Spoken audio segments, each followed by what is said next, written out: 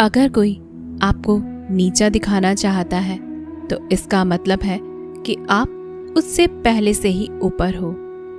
जिंदगी जीने के लिए मिली है, इसे लोग क्या सोचेंगे यह सोचने में बर्बाद मत करो।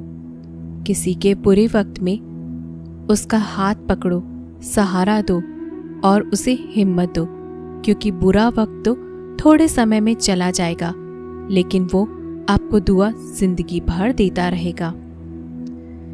मनुष्य सुबह से शाम तक काम करके उतना नहीं थकता जितना चिंता और क्रोध के एक क्षण में थक जाता है।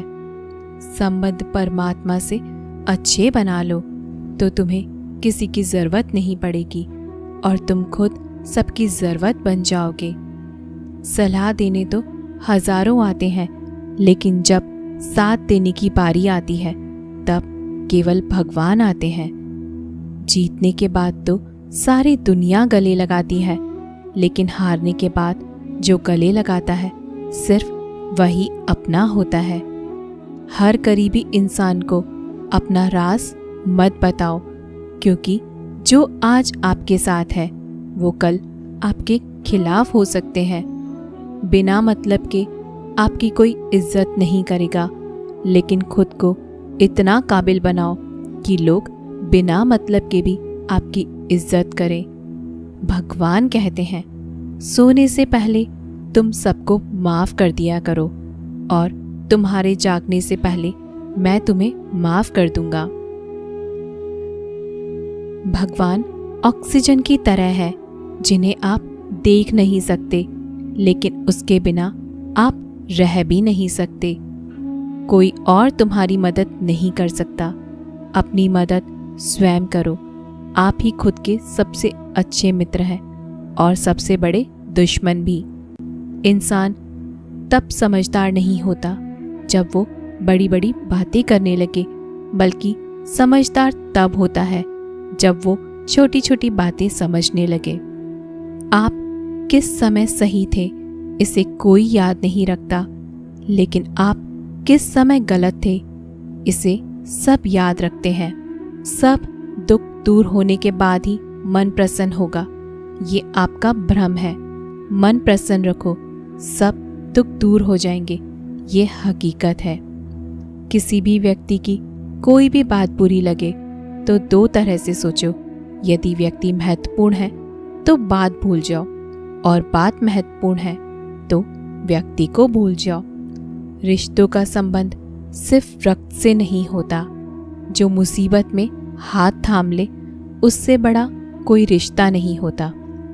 भगवान कहते हैं, तुम सब कुछ मुझे सौंप दो, सारा दर्द, परेशानी, और बिल्कुल हल्के होकर मुझे याद करो। धीरे धीरे तुम्हारा जीवन खुशियों में बदल जाएगा। हर रोज रात को सोने से पहले भगवान को अपनी पूरी दिनचर्या बता के सोए। अगर आपके द्वारा किसी का दिल दुखा है तो मन ही मन उससे माफ़ी मांगे। अगर आपका किसी ने दिल दुखाया है तो उसे माफ़ करके सारी चिंताएं भगवान को सौंपकर सो जाएं।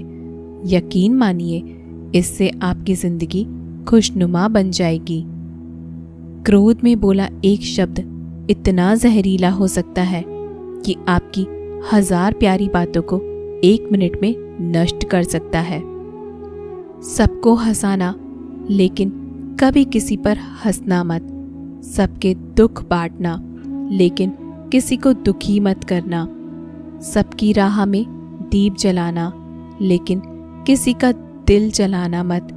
यही जीवन की रीत है, जैसा बोगे वैसा ही पाओगे। दुआएं और प्रार्थनाएं असंभव को भी संभव बना देती हैं। ईश्वर को न हमारे तन की जरूरत है, न धन की।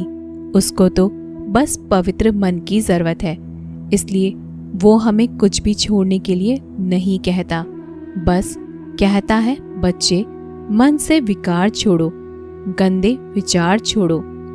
जो आने वाला है वो हमेशा गुजरे हुए कल से बेहतर होगा। यही एक सोच आपके जीवन में कभी निराशा नहीं होने देगी। झूठ कितना अजीब है, खुद बोलो तो अच्छा लगता है, दूसरे बोले तो गुस्सा आता है। खुशियाँ चाहे किसी के साथ भी बांट लो, पर गम हमेशा भरोसेमंद इंसान के साथ ही बांटना चाहिए। जीवन में समय चाहे जैसा हो, परिवार के साथ रहो। सुख हो तो बढ़ जाता है, दुख हो तो बढ़ जाता है।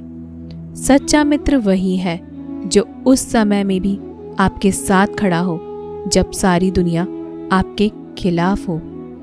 आपके पास जितना भी है उसके लिए बार बार दिल से धन्यवाद कहें, हर वक्त कहें। यकीन मानिए जितना भी है वो बहुत जल्दी कई गुना हो जाएगा। प्रार्थनाएं और ध्यान इंसान के लिए बहुत ज़रूरी है, क्योंकि प्रार्थना में भगवान आपकी बात सुनते हैं और ध्यान में आप भगवान की बात सुनते हैं। श्री कृष्ण से कितना कुछ छूटा। पहले माँ छूटी, फिर पिता छूटे, फिर जो नंद किशोर मिले वे भी छूटे, संगी साथी छूटे, राधा भी छूटी, गोकुल छूटा, फिर मथुरा छूटी। श्री कृष्ण से जीवन भर कुछ ना कुछ छूटता ही रहा।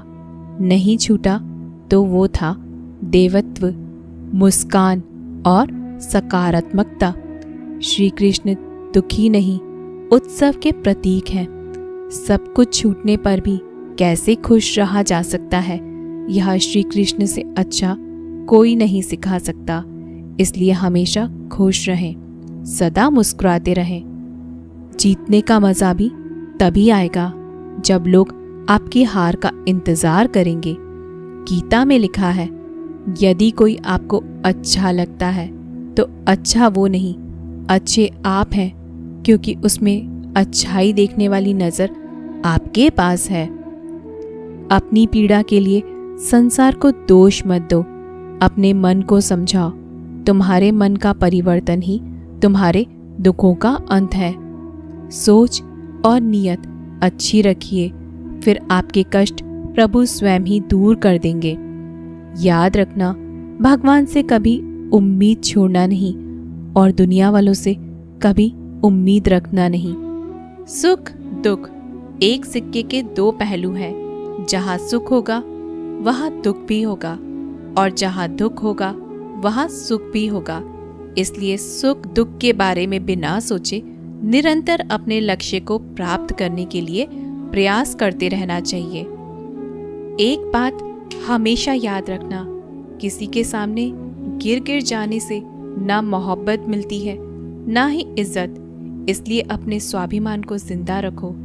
कोई अगर आपकी किस्मत में होगा तो वो आपके पास खुद ही चल कर आएगा। दूसरों को हराने का मौका मत दो, बस खुद को आगे ले जाने की जिद पालो। कभी हार न मानने की आदत ही एक दिन जीतने की आदत बन जाती है। सिर्फ दो चीजें मनुष्य के भाग्य का निर्माण करती हैं। पहला, स्वभाव। अगर आपके स्वभाव में अच्छाई, विनम्रता और गुण है तो आपका भाग्य चमकेगा।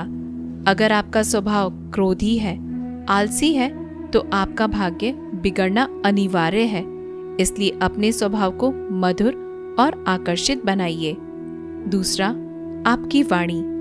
बोलना तो आदमी 2.5 साल की उम्र में ही सीख जाता है, परंतु कब, कहाँ, कैसे और क्या बोलना है उसे यह जिंदगी भर भी समझ नहीं आता।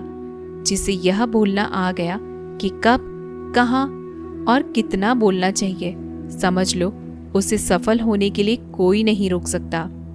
पिता से बड़ा कोई सलाहकार नहीं, माँ की छांव से बड़ी कोई दुनिया नहीं, भाई से अच्छा कोई भागीदार नहीं और बहन से बड़ा कोई शुभ चिंतक नहीं। इस मतलबी दुनिया से कोई मतलब ना रखो, और मतलब रखना है तो अपने मतलब से मतलब रखो। दुआएं मांगने से किसका भला होता है? मिलता तो वही है जो हमने बोया होता है। तुम नीचे गिर के देखो, कोई नहीं आएगा उठाने। तुम जरा उड़कर तो देखो, सब आएंगे गिराने।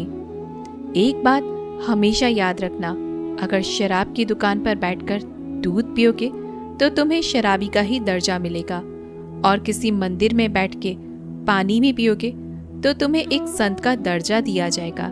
इसलिए आप किसके साथ उठते बैठते हो यह बहुत मायने रखता है।